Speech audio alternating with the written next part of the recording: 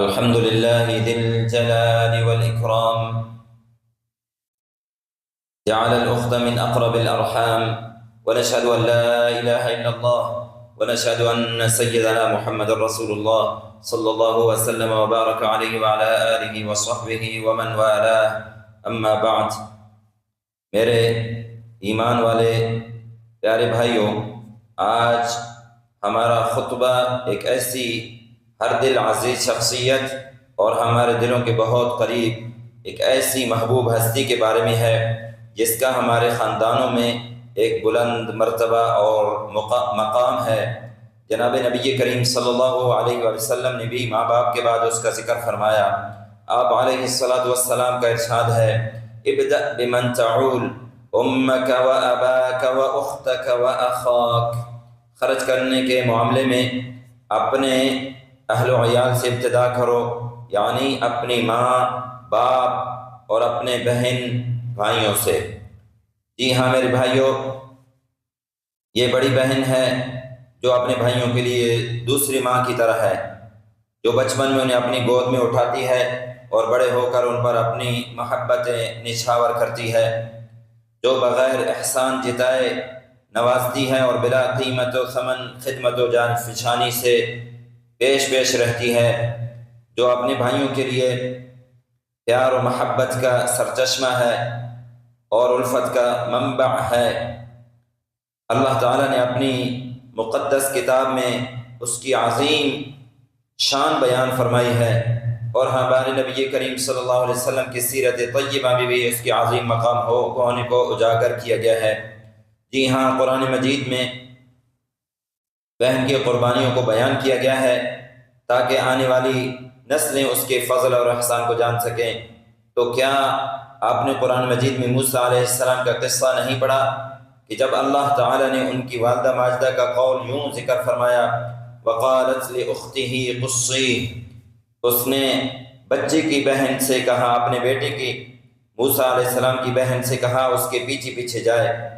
اور یہ اس وقت کا ذکر ہے جب موسیٰ علیہ السلام کی والدہ محترمہ نے ان کو دریا میں ڈالا تھا، تو اس نازک گھڑی میں بڑی بہن نے خطرات کو مول لیا تاکہ اپنے بھائی کو کسی ہلاکت خیزی میں مبتلا ہونے سے بچا سکے، اور نہایت شجاعت اور دلیری سے کہا، هل ادلکم علی اہل بیت یکفلونہ لکم وہم لہ ناصحون، کیا میں تمہیں ایک ایسے گھرانے کا پتہ نہیں بتاؤں جس کے لوگ اس کی پرورش کا ذمہ لیں اور خیر خواہی کے ساتھ اسے رکھیں۔ چنانچہ بہن کی ذہانت اور اس کا حسن تعامل بھائی کی سلامتی اور ماں کی خوشی کا سبب بنا۔ اللہ تعالیٰ کا فرمان ہے، فرددناہ الی امہ کی تقر عینہا ولا تحزن، اس طرح ہم نے موسیٰ علیہ السلام کو اس کی ماں کے پاس پلٹا تاکہ اس کی آنکھیں ٹھنڈی ہوں اور وہ غمگین نہیں ہو۔ تو یہ حضرت موسیٰ علیہ السلام کی بہن کا قصہ تھا۔ اور دوسرا جو حضرت سیدنا و نبینا محمد الرسول اللہ صلی اللہ علیہ وسلم کی بہن کا واقعہ ہے، اور یہ شیمہ بنت حارث نبی کریم صلی اللہ علیہ وآلہ وسلم کی رضاعی دودھ شریک بہن ہیں، جنہوں نے شیرخوارگی کے زمانے میں آپ علیہ السلام کو اپنے ہاتھوں میں اٹھایا، اپنی محبت ان کے اوپر نچھاور کی، اور اپنی والدہ حلیمہ سعدیہ کے ساتھ ان کی بہترین پرورش کی۔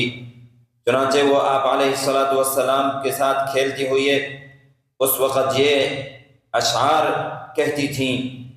یا ربنا ابق لنا محمدا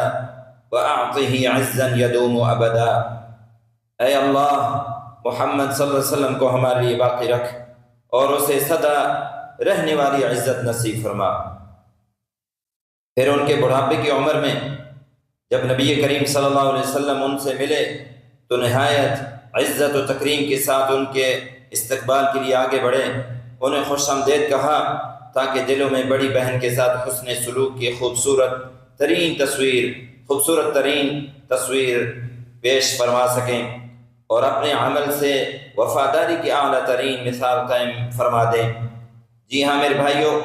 آپ صلی اللہ علیہ وسلم نے ان کے لیے اپنی چادر بچھائی اور فرط محبت میں آپ علیہ الصلاۃ والسلام کی آنکھیں اشکبار ہو گئیں۔ پھر آپ صلی اللہ علیہ وسلم نے ان سے فرمایا ان احببت ان ترجعی الی قومک اوصلتک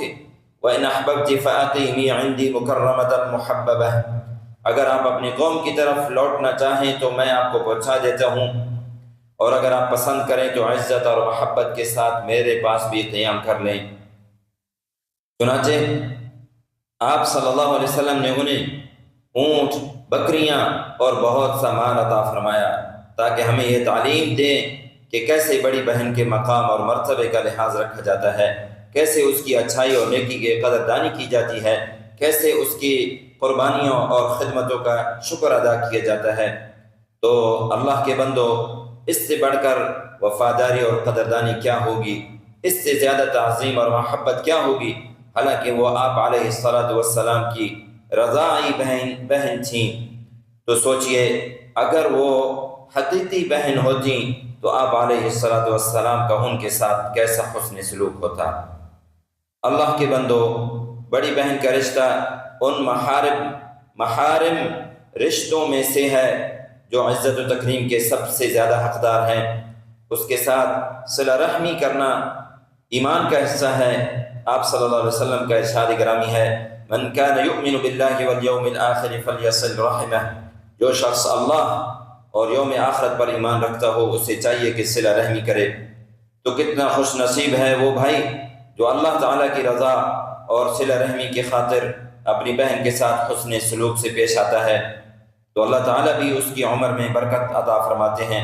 اور اس کے رزق میں وسعت عطا فرما دیتے ہیں۔ نبی کریم صلی اللہ علیہ وسلم کا ارشاد گرامی ہے من سر ان یبسط له فی رزقہ وان ینسأ له فی اثرہ فلیصل رحمہ، جس کسی کو یہ پسند ہے کہ اس کے رزق میں کشادگی اور کشائش ہو اور عمر دراز ملے تو اسے چاہیے کہ صلہ رحمی کرے، یعنی رزق میں اگر کشادگی چاہیے اور عمر لمبی چاہیے تو آپ صلی اللہ علیہ وسلم کی حدیث ہے کہ وہ صلہ رحمی کرے۔ میرے بھائیو، بہن کے حقوق اس وقت اور زیادہ بڑھ جاتے ہیں جب اس کے پاس کوئی خیال رکھنے والا باقی نہ رہے، جو اس کے حالات و معاملات کو دیکھے، اس کا شوہر یا اولاد نہ ہو، کوئی سہارا اور مددگار نہ ہو، خصوصاً اس وقت جب وہ بڑھاپے کا شکار ہو جائے، اس کی ہمت و قوت جواب دے جائے، اس کی صحت ماند پڑ جائے، اس وقت وہ اس امر کی سب سے زیادہ محتاج ہوتی ہے کہ اس کا خیال رکھنے والا کوئی ہو، اس کے حقوق کی پاسداری کرنے والا کوئی ہو۔ اور یہی وہ بات ہے جس کی آپ علیہ الصلاۃ والسلام نے تاکید فرمائی۔ آپ صلی اللہ علیہ وسلم کا ارشاد ہے لیس منا من لم یرحم صغیرنا ویعرف حق کبیرنا،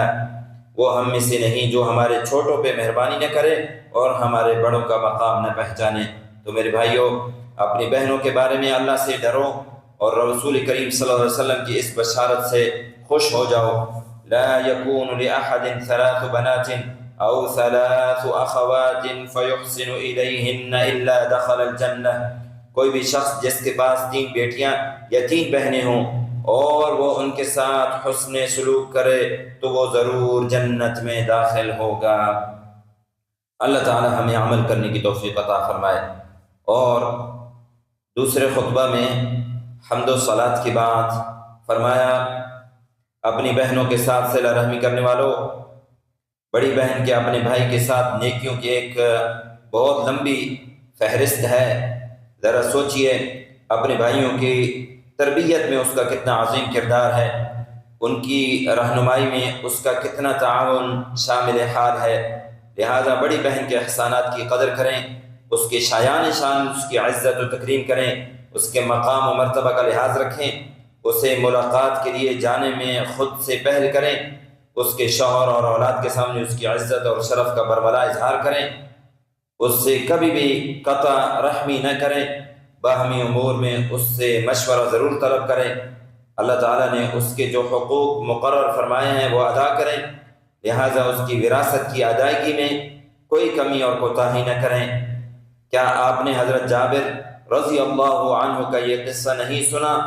کہ جب وہ بیمار ہوئے اور ان پر غنودگی طاری ہو گئی تو ہوش میں آنے کے بعد سب سے پہلے سوال انہوں نے اپنی بہنوں کے حقوق کے بارے میں کیا۔ چنانچہ فرمایا یا رسول اللہ انما لی اخوات، اے اللہ کے رسول میری تو صرف بہنیں ہیں۔ تو اللہ رب العزت نے بہنوں کے میراث کے متعلق قرآن مجید میں آیات نازل فرما دیں۔ تو اپنی بہنوں کی وراثت میں خوف خدا کیجیے اور اللہ تعالیٰ کے اس فرمان پر عمل کیجیے۔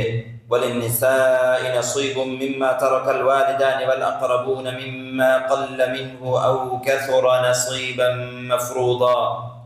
اور عورتوں کے لیے بھی اس مال میں حصہ ہے جو والدین اور قریب ترین رشتہ داروں نے چھوڑا ہو، چاہے وہ ترکہ ہو، تھوڑا ہو یا زیادہ ہو، یہ حصہ اللہ کی طرف سے مقرر ہے۔ اسی طرح گاہے بگاہے اپنی بڑی بہن کو تحفے تحائف دیں اور اپنی خیرات و صدقات کا دروازہ اس پر کبھی بند نہ کریں،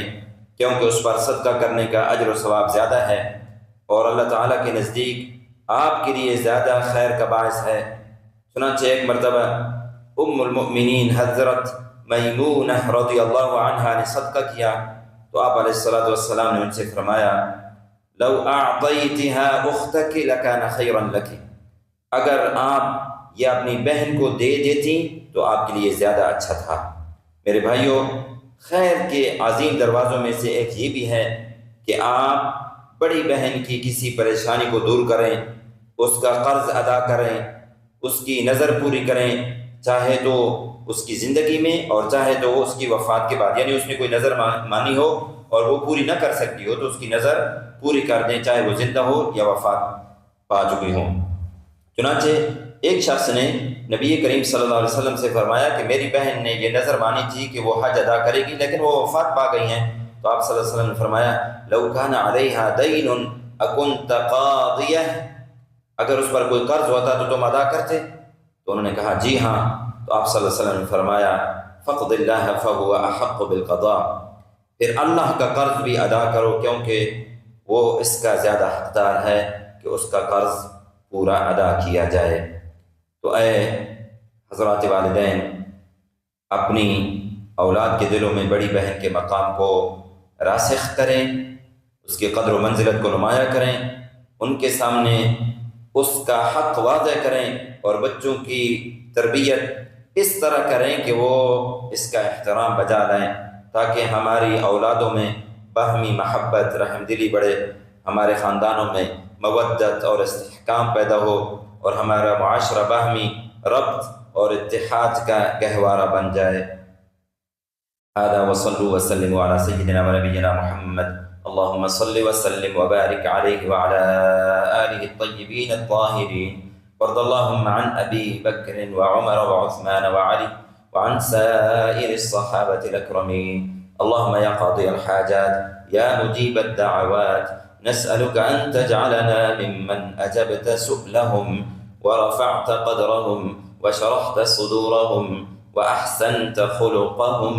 ويسرت أمورهم وطاب عيشهم وحسنت سيرتهم. اللهم اجعلنا بك مؤمنين ولك عابدين وإلى أخواتنا محسنين وبوالدينا بارين، وارحمهم كما ربونا صغارا يا أرحم الراحمين.